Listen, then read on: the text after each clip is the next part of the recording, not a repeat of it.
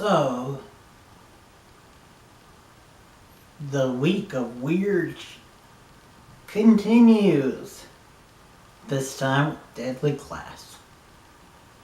Greetings, geeks and geekerellas. It is me, I am back for another review, this time Deadly Class. Now, for those that might not get that intro,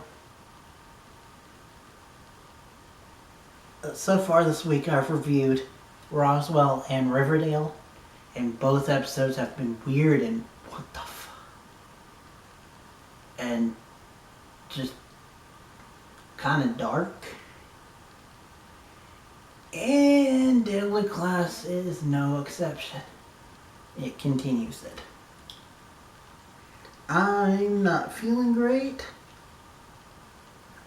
and I'm feeling a little bit tired from the fact that this is my second review of the day. So, I'm gonna maybe try to keep this short.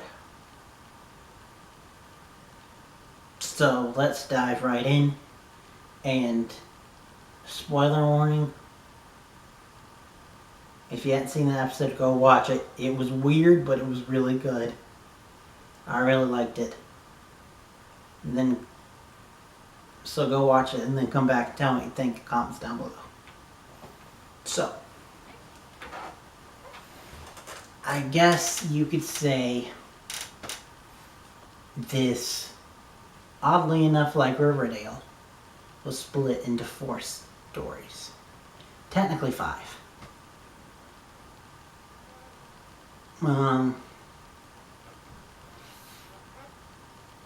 I won't go over like details of it because it's nothing story-wise that happens, but I just want to point out that there's a cool subplot of Chester, aka Fuckface, who I will be calling Chester now, so that this doesn't get demonetized if I ever do get monetization for this channel. Knock on wood. So Chester, there's a subplot with him where he's like deciding what to do, and we get like a little insight inside his head, and we see him talking to the head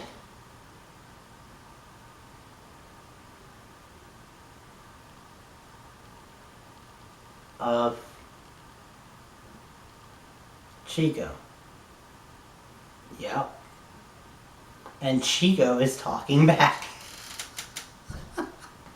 Now, granted, we are led to believe that this is all in Chester's head, which it probably is. It still doesn't make it any less weirdly awesome, weirdly morbidly awesome.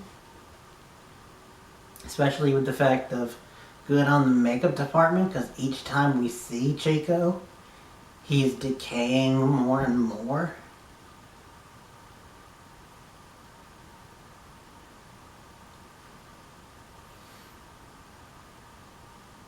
So that happened, and that was a quick little subplot. But another subplot was, one of the stories was with Master Lin, where we get more insight into him as a character and his sister and how they grew up in this life, and how he vowed at 13 to keep the school and the family. And he's what now, in his 40s, 50s? Jeez. And his sister still expects him to keep the same beliefs that he had when he was 13. I don't have the same beliefs I had when I was 13. When I was about that age, I think I was a little shit. So, yeah. But anyway, sister doesn't believe that his Master Yin's daughter is dead. So, because she lost a kid, and she says that she doesn't see that in his eyes. So she follows him and finds his daughter and says the guild is not going to be happy. And she doesn't personally do anything, but she's clearly going to be telling the guild, and they're going to do something, and it's not going to be pleasant. I don't think he will, given how things are going. But I do hope that Master Lin survives the season.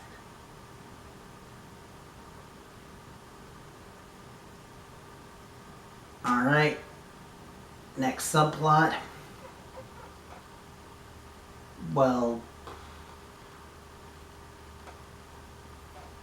this was kind of like the B plot of the episode. Maria's spiraling a bit. And before she was spiraling because she wasn't taking her meds and just dealing with everything. Now she's a bit spiraling because Chico's dad is in the picture, and we now see that we actually get to see who's playing him. Sorry if you can hear that.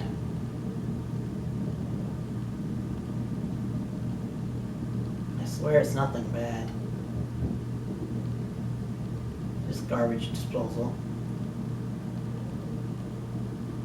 But we see that back to what I was saying, we see that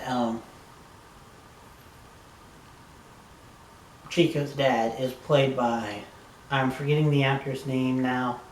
He is a very much TV veteran. He was in Dexter, and I really like him in everything that he does. And here he definitely sells Hispanic Kingpin. And so anyway, he puts the pressure on Maria that she needs to find someone, and she needs to tell him to find out who killed Chico so that they can get retribution. And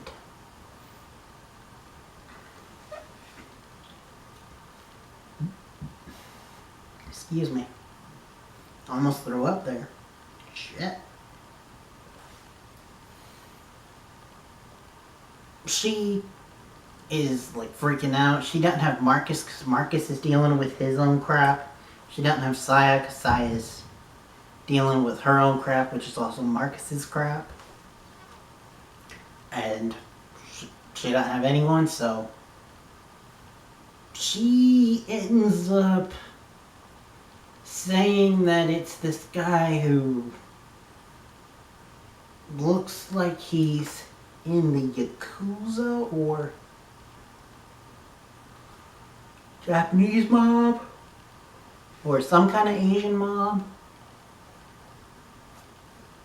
And she kills him.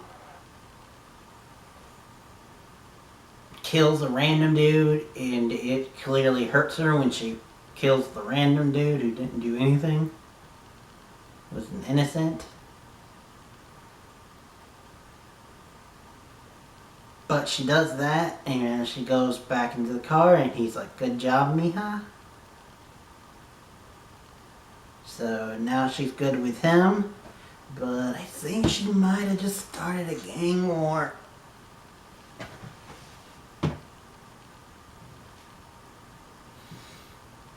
Yeah, so that's the thing.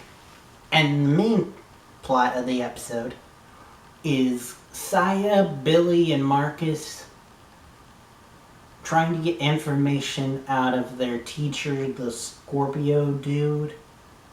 The one that was like Hannibal Lecter. And they take him into the real world. Get him a burrito, some ice cream. And there's some really good back and forth with them. And him dissecting Marcus's purpose. It's also through here that we find out the real origins of Marcus and how he didn't kill anyone, but he almost did. And he basically led up to the events of their death. But he didn't mean to kill them.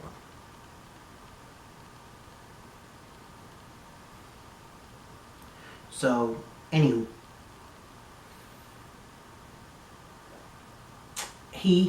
Scorpio Dude actually pulls through in the end and finds them where Chester is. And Scorpio proves why he's such a menace. It was actually pretty awesome to see.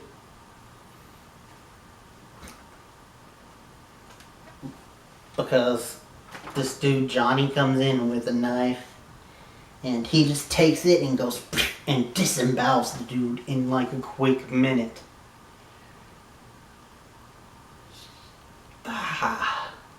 Yeah, disembowel.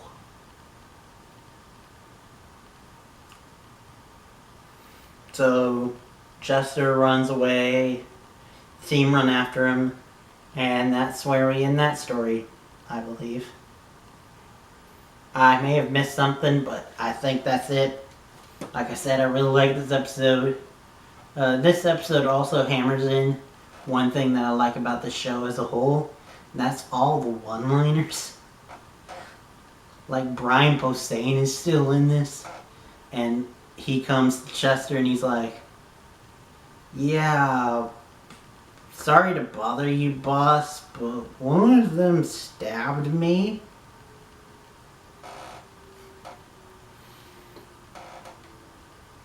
And he's also tied to the front of Chester's car. And so when they pull up on this chick, he's like, "Hi, things are about to get weird." And then as they're pulling out, they're backing up and the team's running after him, and Brian Posehn is on the front of the car in a bunny outfit, I might add. And he looks at the side and he's like, "Hey lady, you gonna cut me down?" And then the Hannibal Lecter teacher has a few good one-liners like, "Would you let up on the leash some motherfucker? I'm in the city." Which, by the way, in case you didn't know, that is Stewart. I'm blanking his last name. Known more notably for Third Rock in the Sun. He's a mainly comedic actor who's known for like family-friendly wacky comedies as